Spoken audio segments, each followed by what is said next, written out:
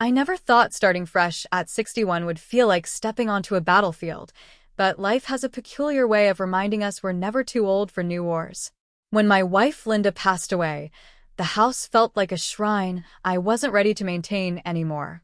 Every corner echoed her laughter. Every window still carried her touch. Selling it felt like betrayal, but staying felt like drowning.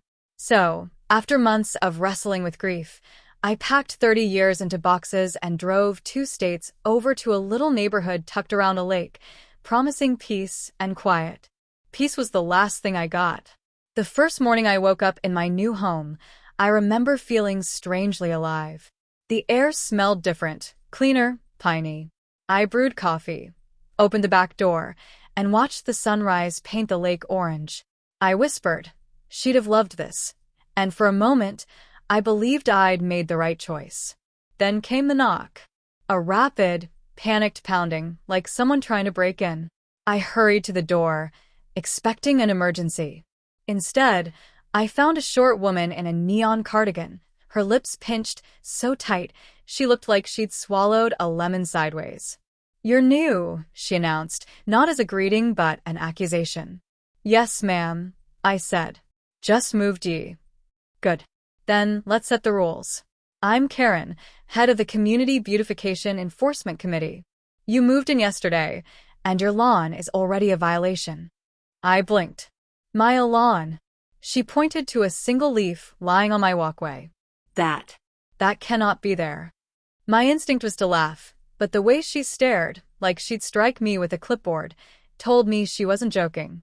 "Well, ma'am, I'll pick it up," I said, reaching down. She snapped a photo of me like I was a fugitive. "Good. I file first violations immediately. You'll receive notice in the mail." And just like that, she clicked her heels and marched off. I stood there holding a leaf, coffee cooling in my other hand, wondering what on earth I'd stepped into. My neighbors later assured me this was normal Karen behavior. They told me stories. She fined a man for having a wind chime, told a widow her front porch color was emotionally aggressive, and once tried to ban a golden retriever for smiling too wide. But none of them warned me what she'd become once she decided she didn't like someone. It started small. I'd find little yellow HOA notices tucked into my doorframe. My trash cans were slightly angled. My mailbox was too shiny. My porch light was unauthorized brightness level.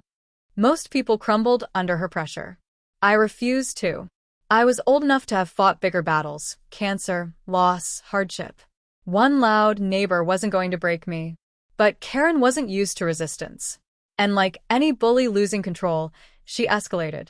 One afternoon, while setting up new security cameras I bought for peace of mind, I saw her marching straight across my yard. Not the sidewalk. Not the path. Right through my grass like she owned every blade of it. "Excuse me," I called. "That's private property." She didn't even slow down. "You placed cameras without approval," she said. "Those must come down." I didn't know I needed approval to secure my home. "You do," she snapped. "Everything here goes through me. Sorry, the board." "Well," I said, "no offense, but none of the papers I signed said that." She leaned in so close I could smell mint gum and anger. "You're new, so I'll say this once. This neighborhood runs smoothly because I enforce standards. People who don't follow them cause disorder." I looked around. Birds chirped. Wind blew. Not a single thing felt disordered except her. "I'm keeping the cameras." Her eyes widened like she couldn't believe anyone had ever told her no. But she walked off without another word. That silence didn't last. The next morning, 2 police cruisers pulled up in front of my driveway. For a moment, I thought they were lost, until one approached me and said, "Sir, we got a report of a homeowner threatening a neighbor with a weapon." My heart sank. "A what? Who reported that?" "Your HOA representative." Karen stepped into view, fake crying, clutching a purse dramatically. He pointed something at me. It looked like a gun. I feared for my life. I realized instantly what she meant. Yesterday, I had held my drill, installing the camera near the doorframe. She was across the yard. Maybe she saw it. Or maybe she didn't. Maybe this was always her plan, to scare the new guy into obedience. I raised my hands calmly. Officers, I didn't threaten anyone. I was installing a camera. I have footage of the entire exchange. The officers exchanged glances. Karen froze. Footage. Oh yes, I said. Audio too. Her face drained of color. The officers asked to see the footage. I led them inside, and we watched the clip, me calmly speaking from 10 feet away, drill in hand, never raised, never pointed, never threatening. Karen's voice on the recording sounded bossy, irritated, but certainly not scared. When the clip ended, one of the officers sighed long and slow. "Ma'am," he said, "falsely reporting a weapon is serious. Do not call us again unless there is a real emergency." Karen sputtered. But, he's disobeying rules. Rules aren't laws, the officer said. And you don't decide who gets police attention. She stormed out without a word. As the squad cars left, one officer placed a hand on my arm. "Sir, document everything. People like her don't quit." He was right. The next few weeks were a circus. I'd catch her taking pictures of my yard at night. She'd peek through hedges, whisper to neighbors, leave anonymous notes like, "You're bringing down property value," or "Leave if you can't comply." I kept my cool. I kept my cameras rolling. The worst came a month later. I had ordered a patio set, nothing extravagant, and was assembling it in my backyard. I didn't even hear her enter my property. She crept in like a raccoon of disapproval. "You're modifying property without approval again," she barked. I set down a chairpiece. "A patio set is not a modification. It's an aesthetic addition," she shrieked. "I demand you remove it. I'm not removing anything from my own backyard." That's when she snapped. She shoved one of the chairs, tipping it over, and when I reached to steady it, she stumbled backward on purpose and screamed. "He attacked me. He pushed me." My blood ran cold. She wasn't just playing games anymore. She was building a case. I ran to get my phone, but I didn't need to. My cameras were already recording everything. Karen ran out of my yard holding her ankle dramatically, like she'd been shot. 2 hours later, the cops arrived again. Same two. They looked tired. "She claimed you shoved her," one said. "Come inside," I replied, almost amused. We watched the footage, me several feet from her pushing the chair, her stepping back theatrically, falling onto the grass like a soap opera star. The officers shook their heads. One even muttered, "What is wrong with her?" After filing a report, they warned her seriously this time. "Ma'am, one more false report and you'll be charged."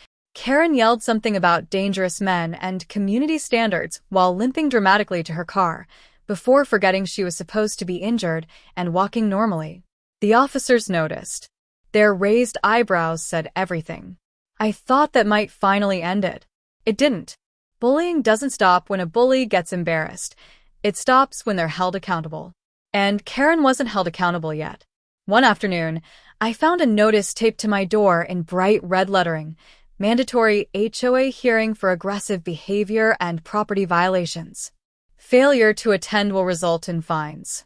I felt something inside me shift. Grief had made me quiet for months. Loss had made me small. But this reminded me of something I hadn't felt since my wife's last weeks, the desire to stand up again, to reclaim myself, to stop letting life push me around.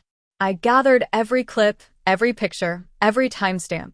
I prepared more thoroughly than I had for anything in years. The hearing was held in the clubhouse, fluorescent lights buzzing, folding chairs, a table where 3 board members sat. Karen sat beside them like a prosecutor ready to cry on command. She launched into her monologue first. "He's hostile. He threatens me. He refuses compliance. He disrupts harmony. He endangers community standards." "Stop," I said calmly. They looked at me surprised. "If we're going to discuss accusations, let's discuss facts." I pulled out a USB drive and slid it across the table. Everything Karen has claimed is recorded on my security system. Every false accusation. Every trespass. Every fabricated injury. Every unlawful entry into my property. You can watch each clip, or I can show it here. Up to you. Karen's face turned purple. You can't use private recordings. They're on my property, I said. Perfectly legal. One board member plugged in the drive.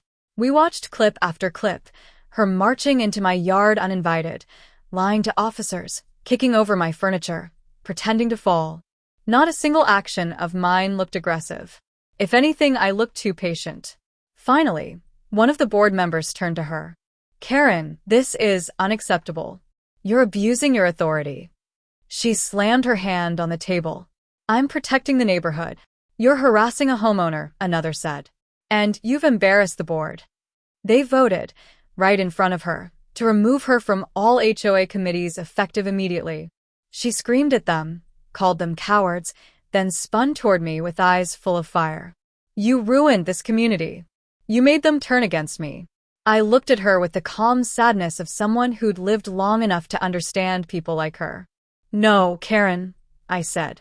You did that all by yourself. She left in a storm of outrage and exhaust fumes. The board apologized repeatedly. They offered to waive all my dues for a year, but I refused. I didn't want rewards. I wanted a neighborhood that learned something from the mess. That night, as I sat on my porch watching the sunset again, something surprised me. I felt proud, not for exposing her, but for standing up for myself after months of feeling lost. Moving here wasn't just about escaping grief. It was about finding a new place to grow. Neighbors I hadn't even met started stopping by. One brought cookies. Another said, "Thank you. We've been dealing with her for years." Someone else simply said, "You gave us our neighborhood back." And for the first time in a long time, I didn't feel alone. I learned something important through all of it.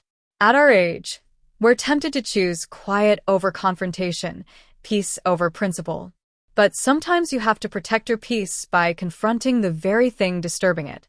Sometimes standing up for yourself isn't about pride, it's about dignity.